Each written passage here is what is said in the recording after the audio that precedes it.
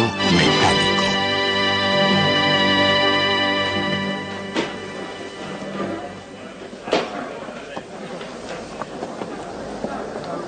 La cantidad de movimiento de un objeto es igual a su masa por su velocidad. Cuando no actúa ninguna fuerza exterior sobre un sistema, la cantidad de movimiento total es constante. Este principio se llama principio de la conservación de la cantidad de movimiento. La conservación del momento. Uno de los efectos del proceso a Galileo fue expulsar la revolución científica de Italia, que fue a parar en definitiva a la persona de Isaac Newton en Inglaterra. Pero en su camino hacia el norte se paró en Francia un cierto tiempo para visitar a René Descartes. No he dicho mucho sobre él hasta ahora, porque no quería poner el carro delante del caballo. Descartes sabía mucho de líneas rectas. Eso quizá no les parezca gran cosa. Pero ello condujo al invento de las coordenadas cartesianas, llamadas así en su honor, aunque no las inventó él. Y al principio de la inercia, que Galileo no consiguió solucionar completamente. Descartes, además de gran científico, era optimista. Pensaba que llegaríamos a entender todo lo que necesitábamos saber en solo unos años si seguíamos unos cuantos principios racionales que, por supuesto, él estaba preparando para nosotros. Una cosa que hemos de reconocer en Descartes es la idea del universo mecánico. Es decir, un universo que cumpliese inexorablemente su destino siguiendo ciertas leyes mecánicas precisas, que funcionase igual que un reloj o como uno de esos exquisitos juguetes mecánicos que por aquel entonces solían fabricar. Pero la analogía fallaba en un aspecto muy importante. Al reloj había que darle cuerda de vez en cuando. Y Descartes no quería una intervención semejante por parte del creador de su universo. Así que necesitaba algún principio que mantuviera al universo funcionando para siempre. Y dio con la idea de que la cantidad total de movimiento en el universo era una cantidad fija. Si un cuerpo reducía su velocidad y se paraba, otro se aceleraría y comenzaría a moverse. Esa idea se convirtió de hecho en la ley de la conservación de la cantidad de movimiento. Y ese va a ser nuestro tema para hoy.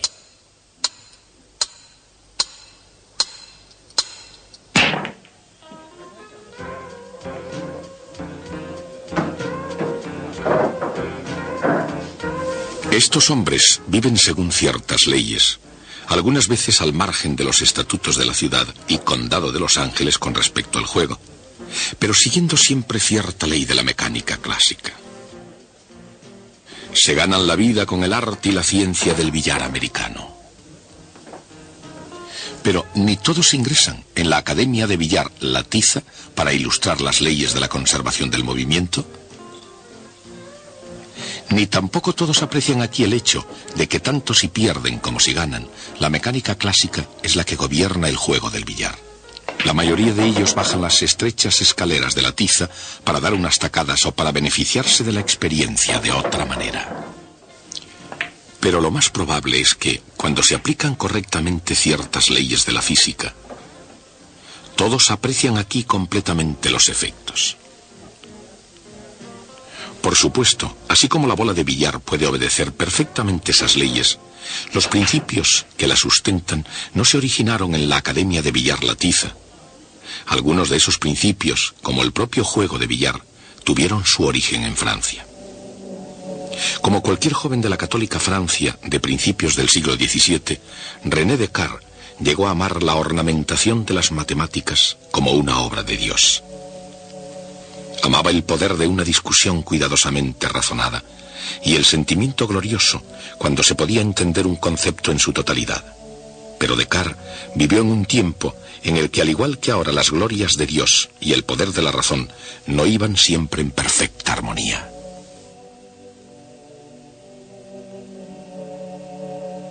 En 1600, cuando Descartes, con solo 4 años, acababa de empezar a acomodarse a la Europa que le rodeaba, un monje erudito llamado Giordano Bruno fue quemado en la hoguera, entre otras razones, por sus creencias en el sistema copernicano del universo. Descartes, de hecho, era como Galileo un copernicano, pero de modo distinto a Galileo, que fue juzgado en Roma por expresar sus ideas ante todo el mundo. Descartes ocultó la publicación de opiniones semejantes cuando contradecían la opinión de la Iglesia. Descartes es recordado por algunos eruditos como un cobarde hipócrita y por otros como un sincero, devoto y leal católico. Y en cuanto al mismo Descartes, probablemente recordaría lo que le había sucedido a Giordano Bruno. De todas formas, Descartes fue el primero en enunciar este principio. La cantidad total de movimiento en el universo es constante. Si un cuerpo no es interferido, se moverá a velocidad constante en línea recta. Esa es la ley de la inercia. Era una idea de Galileo perfeccionada por Descartes. Pero cuando un cuerpo choca con otro, no solo separa, transmite su movimiento a los cuatro cuerpos. La cantidad total de movimiento se conserva.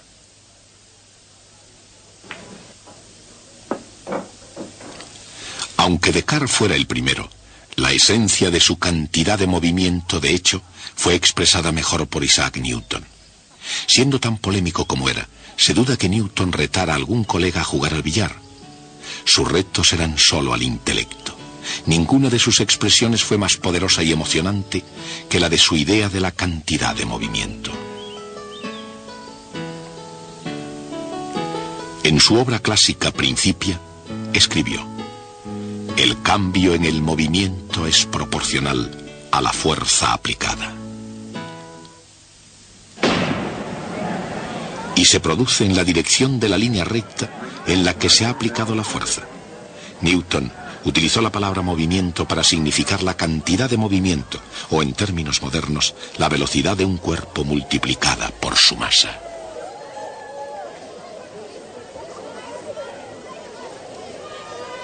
Newton, en su propio campo, prefirió expresar la mayor parte de sus convincentes ideas con ayuda de la geometría clásica, utilizando figuras geométricas y cocientes entre cantidades.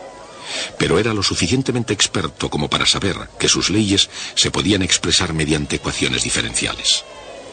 Conforme a la segunda ley de Newton, la fuerza aplicada es igual al ritmo de cambio de la cantidad de movimiento.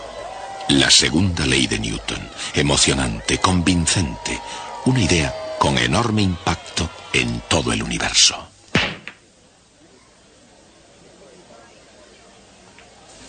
Las interacciones alrededor de esta mesa son temas complejos de ciencia social. Sin embargo, las interacciones sobre esta mesa son de naturaleza puramente física y relativamente fáciles de explicar. Una vez más, según Newton, la cantidad de movimiento de una simple partícula de masa definida es igual a m por v. Y la variación de la cantidad de movimiento se puede expresar mediante una ecuación diferencial. La fuerza es el ritmo de cambio de la cantidad de movimiento. Por supuesto, si no actúa ninguna fuerza, su derivada es igual a cero. Por lo tanto, el vector p es constante, lo cual significa que el movimiento del objeto es constante. Un cuerpo sobre el que no actúa ninguna fuerza continuaría moviéndose a la misma velocidad en línea recta. Es la primera ley de Newton, la ley de inercia. Pero cuando las bolas de billar chocan, cada bola aplica una fuerza instantánea a la otra bola, causando un cambio en su cantidad de movimiento. Aquí entra en acción la tercera ley de Newton. Las fuerzas que las bolas se aplican entre sí son iguales y opuestas. El cambio en la cantidad de movimiento de una bola es, por tanto, igual y opuesto al cambio en la cantidad de movimiento de la otra bola. La cantidad de movimiento total del conjunto de las dos bolas no cambia en absoluto. Es constante. En realidad, esta nueva ley no solamente se aplica cuando chocan dos bolas, sino cuando lo hacen un número cualquiera de ellas. Y no solamente a las bolas de billar, igualmente es aplicable a todos los átomos que las componen.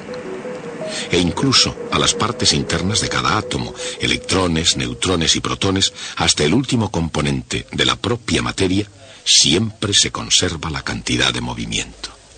Pero hay una forma más fácil de ganar en este juego que seguir la pista a los innumerables electrones, protones y neutrones de cada bola de billar.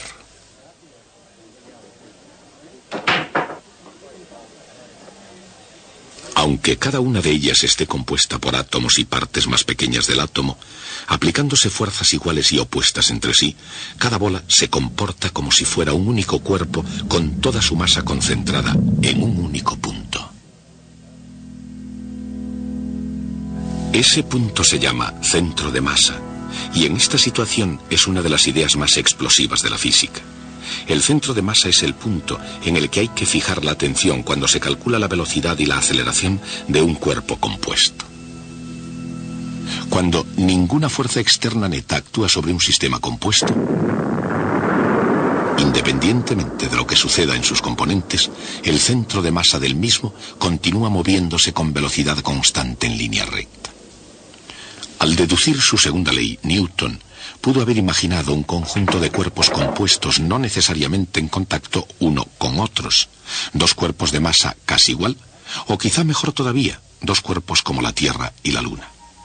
Newton sabía que actuaban fuerzas ocultas, por ejemplo, la fuerza de la gravedad. Recíprocamente, él pudo imaginar que sobre este sistema no actuaban fuerzas externas. Entonces el sistema no tendría aceleración. Su centro de masa se mueve con velocidad constante. Si el planeta arrastra a su luna, entonces la luna arrastra al planeta con una fuerza igual, pero de sentido contrario. El vector suma de las dos fuerzas y la derivada de la cantidad de movimiento de los cuerpos son ambos iguales a cero. Si la derivada de algo es igual a cero,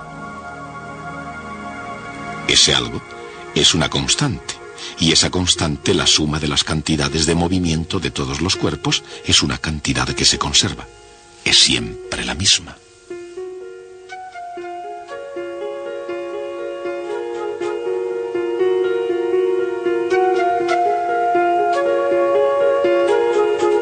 Esta ley se aplica a 2, a 3 o a más cuerpos en todo el universo, pasado, presente y futuro.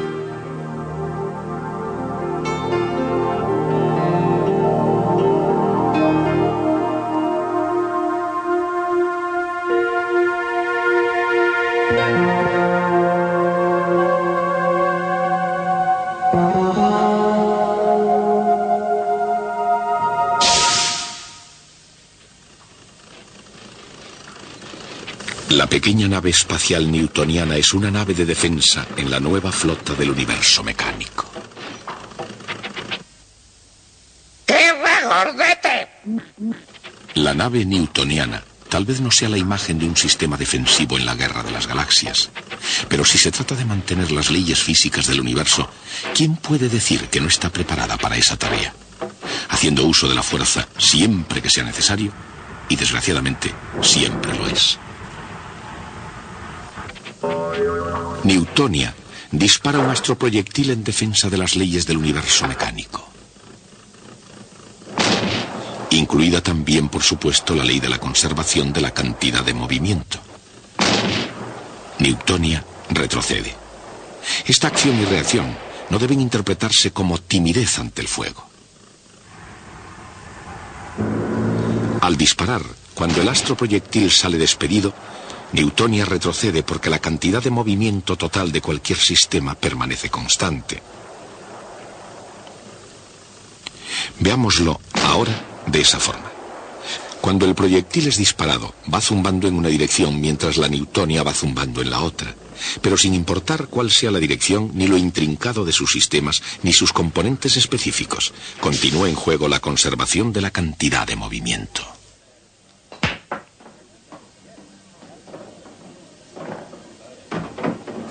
Y el caso es que lo mismo sucede con la conservación de la energía.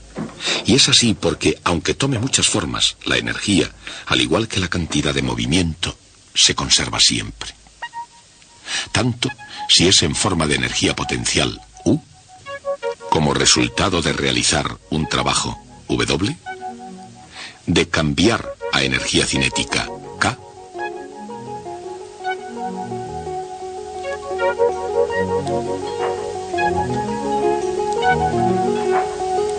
o disipada en alguna otra forma, calor o Q.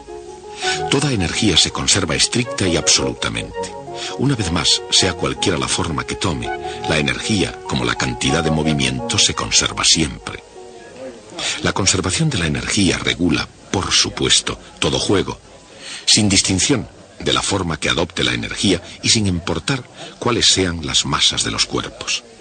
Pero en este juego solamente hay energía cinética y todos los cuerpos tienen la misma masa. ¿Qué pasa cuando chocan? La cantidad de movimiento P es una cantidad vectorial. Es el producto de la masa de un objeto por su velocidad. En otras palabras, la velocidad es igual a la cantidad de movimiento dividida por la masa. La energía cinética K es la mitad de la masa por la velocidad al cuadrado.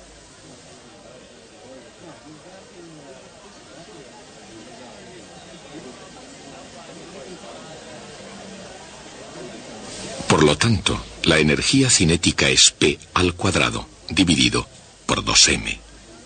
Todo esto revela uno de los grandes secretos, no solo de la naturaleza, sino de cómo ganar jugando al billar. Cuando una bola con cantidad de movimiento P sub 0 golpea a otra que está en reposo, solo hay dos resultados posibles. Después de la interacción, cada bola tiene una cantidad de movimiento P sub 1 y P sub 2. De acuerdo con la ley de la conservación de la cantidad de movimiento, la cantidad de movimiento inicial, P sub 0, es igual a la cantidad de movimiento final, P sub 1, más P sub 2. Esto es una cantidad vectorial. Los tres vectores forman un triángulo y en este caso un triángulo muy especial. Recuerden, en el choque entre bolas de billar la única forma de energía implicada es la energía cinética, prescindiendo de esa minúscula cantidad de calor que se genera en el choque.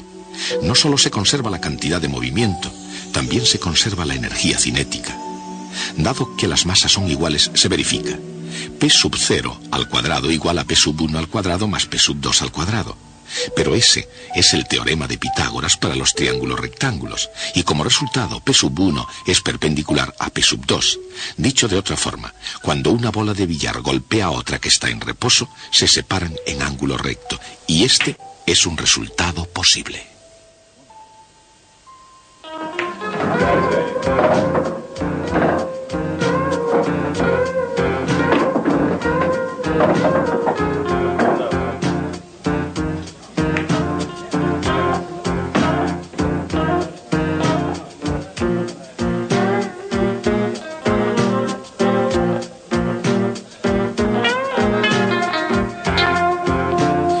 ¿Es esa la única posibilidad? No. Un buen jugador hace que sucedan otras cosas, aplicando el efecto, es decir, haciendo girar la bola, además de rodar.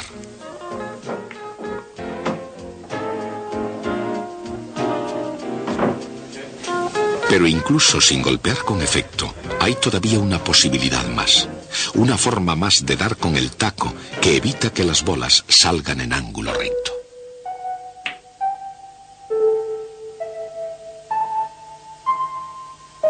Si las bolas chocan correctamente, o sea, exactamente de frente, ambas leyes, la de la conservación de la cantidad de movimiento y la de la energía, pueden satisfacerse aún de otra manera. Una bola puede pararse completamente y dar todo su movimiento a la otra. Esa es la segunda posibilidad.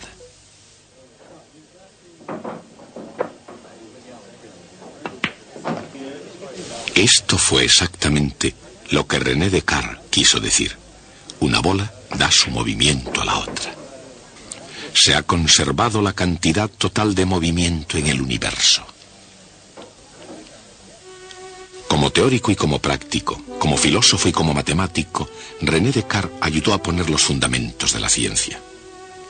Tal como cualquier otro, al mismo tiempo que muchas de sus ideas fueron criticadas entonces y desechadas actualmente, su gran visión contribuyó a que el mundo viese la naturaleza en términos matemáticos.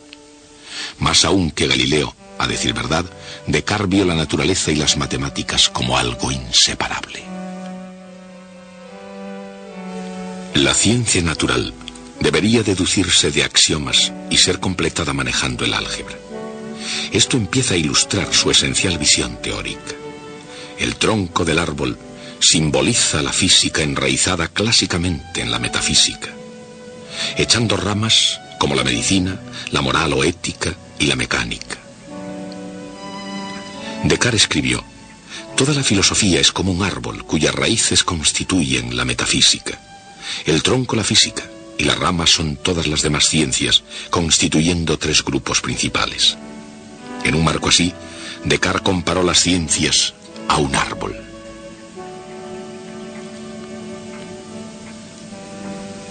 Y la matemática, significando aquí a Dios, claramente da un soplo de vida a toda la estructura. Desde Aristóteles, Descartes buscó más que nadie una explicación para todos los fenómenos del mundo. Trató de hallar una matemática universal.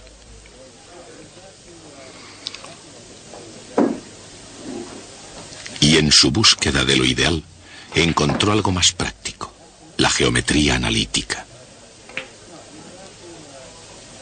Descartes introdujo el álgebra de símbolos a las manipulaciones geométricas de la antigüedad y cambió el curso de las matemáticas para siempre.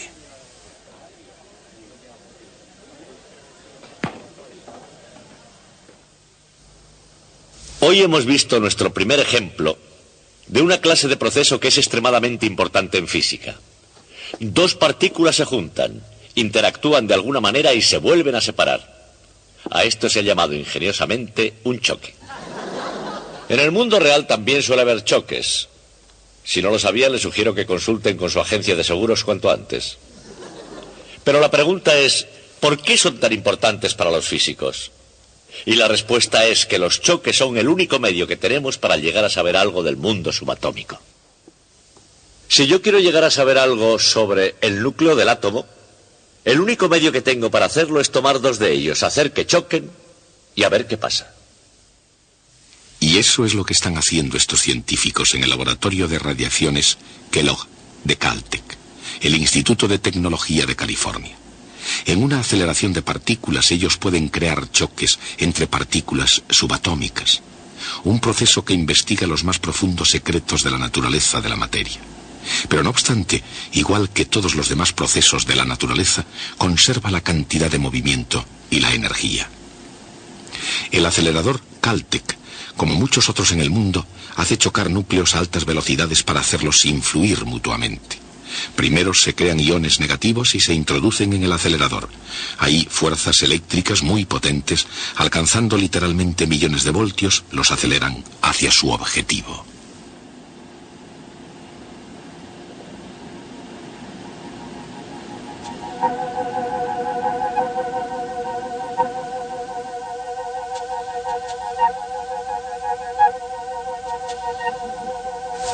Dentro de la cámara hay un tubo a través del cual pasará el ion, desde el punto de entrada hasta el terminal de alto voltaje y más allá.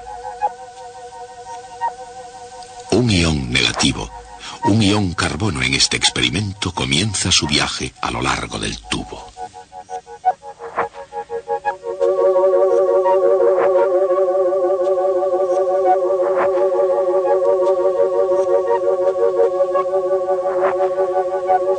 Un campo magnético dirige al ion para que cambie su movimiento.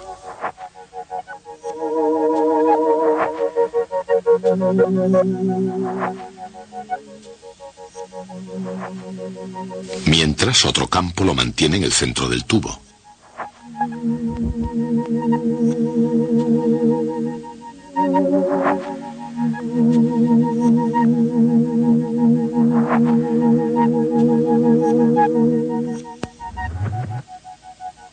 Al aproximarse al terminal de alto voltaje, el ion gana velocidad. En la región del terminal de alto voltaje hay moléculas de gas a la espera. Inevitablemente el ion golpea su molécula y la colisión desprende alguno de sus electrones, lo que le confiere una carga positiva. Y ahora que el ion tiene la carga opuesta, el mismo terminal positivo le hace acelerar incluso más rápidamente hacia su objetivo. Los iones carbono son dirigidos a través del tubo de vacío hacia su objetivo, el helio. Esta reacción nuclear determina las cantidades relativas de carbono y de oxígeno, un paso crítico en la evolución de las estrellas. Las leyes que hemos utilizado hoy, conservación de la energía y de la cantidad de movimiento, no predicen todo lo que ocurre en experimentos de esta índole. Si lo hicieran, no valdría la pena realizar dichos experimentos, pero son absolutamente indispensables para conocer las complicadas cosas que suceden. Así podemos conocer todo lo que queremos saber. Este procedimiento para el estudio del mundo microscópico por medio de choques entre partículas carece al parecer de cierta delicadeza. Alguien lo ha descrito diciendo que es como si quisiéramos aprender música oyendo cómo cae un piano por las escaleras. Pero es el único modo que de momento tenemos para conocer qué sucede a los átomos y núcleos. Y por eso los choques son tan importantes para los físicos. Pero ustedes procuren no tener ninguno. La cantidad de movimiento de un objeto es igual a su masa por su velocidad. Cuando los cuerpos chocan, la cantidad de movimiento total permanece constante. La cantidad de movimiento de cualquier sistema en el que no actúen fuerzas exteriores se conserva siempre.